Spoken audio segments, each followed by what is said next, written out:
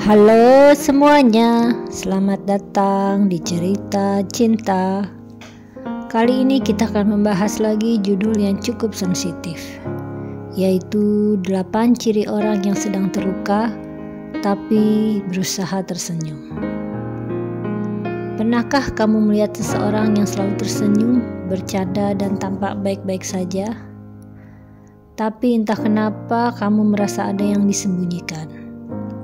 Bisa jadi mereka sedang terluka, mereka tidak ingin terlihat lemah, tidak ingin merepotkan.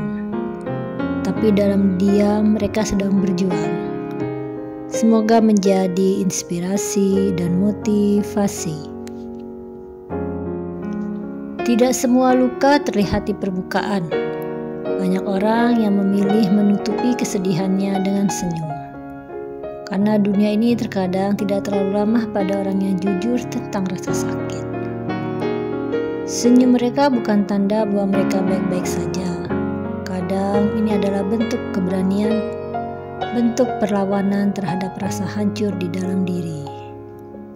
Dan hari ini kita akan mencoba lebih peka agar kita bisa menjadi teman yang lebih baik, hadir atau setidaknya tidak menambah luka pada mereka yang sedang berjuang diam-diam, agar kita lebih menyadari situasinya. Ciri orang yang sedang terluka tapi berusaha tersenyum adalah 1, tertawa paling keras tapi saat diam sendiri. Mereka yang paling sering membuat orang lain tertawa seringkali adalah mereka yang paling kesepian. Humor bisa jadi tameng. Mereka paham cara menghibur orang lain, tapi lupa cara menghibur dirinya sendiri.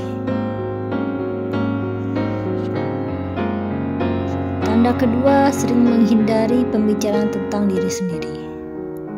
Mereka nyaman mendengar cerita orang lain, tapi ketika ditanya kamu sendiri gimana?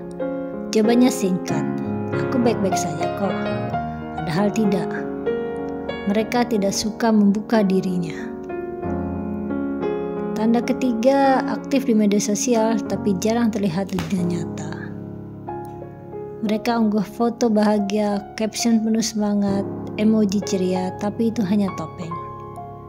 Mereka lebih mudah tampil bahagia di layar, karena di dunia nyata terlalu berat untuk mereka jalani.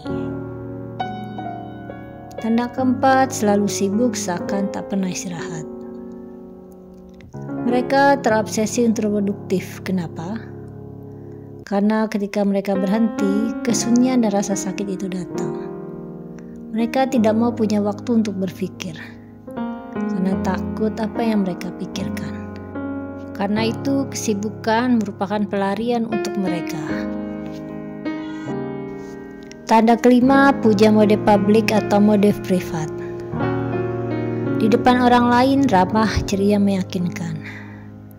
Di kamar sendiri lelah, kosong dan ingin menyerah. Perbedaan sikap ini drastis, dan hanya mereka yang benar-benar dekat yang mungkin sadar. Kadang kita sering terkecoh oleh penampilan mereka yang seakan selalu baik-baik saja.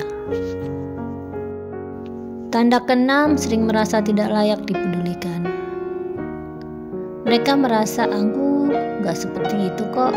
Jadi saat ditanya, kenapa gak cerita? Jawabnya, aku gak ngerepotin. Pada dalam hatinya mereka sangat ingin ada yang mendengar. Mereka selalu menyimpan apa yang ada di hati mereka dan dirasa mereka. Mereka sangat tertutup terhadap orang lain.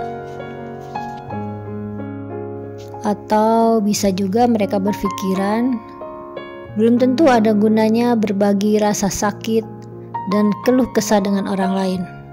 Karena tidak semua orang bisa mengerti apa yang dia rasakan. Tanda ketujuh, sering menyalahkan diri sendiri atas segalanya. Apapun yang terjadi, mereka merasa itu salah mereka. Kalau hubungan gagal, aku gak cukup baik. Kalau pekerjaan berantakan, pasti karena aku bodoh. Ini bukan fakta, ini luka dalam yang belum sembuh. Banyak trauma-trauma, banyak kejadian yang mungkin menyakitkan baginya, sehingga dia selalu merasa salah atas segalanya. Tanda ke-8 atau tanda terakhir punya kata-kata andalan, aku bisa kok. Mereka bilang aku kuat, gak usah khawatir, aku bisa kok. Tapi bukan karena mereka benar-benar kuat, tapi karena mereka merasa tidak punya pilihan lain. Mereka harus berjuang sendiri, menyelesaikan semua masalah sendiri, dan selalu mengabaikan perasaan diri sendiri. Jika kamu melihat ciri-ciri ini di seseorang, berikan ruang. Coba dengarkan apa yang mereka rasakan tanpa menghakimi. Jangan buru-buru menyuruh mereka semangat. Kadang kehadiran yang tulus jauh lebih berarti daripada kata-kata motivasi kosong.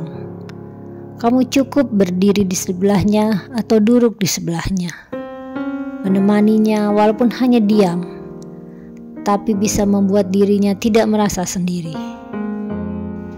Dan jika kamu sendiri merasa relate dengan hal-hal tadi, ingatlah, tersenyum bukan berarti harus pura-pura kuat. Menangis bukan berarti kamu lemah. Berbagi ceritalah, karena kamu pantas didengar, kamu pantas dipeluk. Dan yang lebih penting, kamu tidak sendiri di dunia ini. Masih banyak orang yang bisa mengerti kamu, masih banyak orang yang mau mendengarkan ceritamu. Jadi tetaplah tersenyum, tetaplah semangat, tetaplah bergairah menjalani hidup ini. Karena semua orang berhak bahagia dan semua orang berhak dicintai.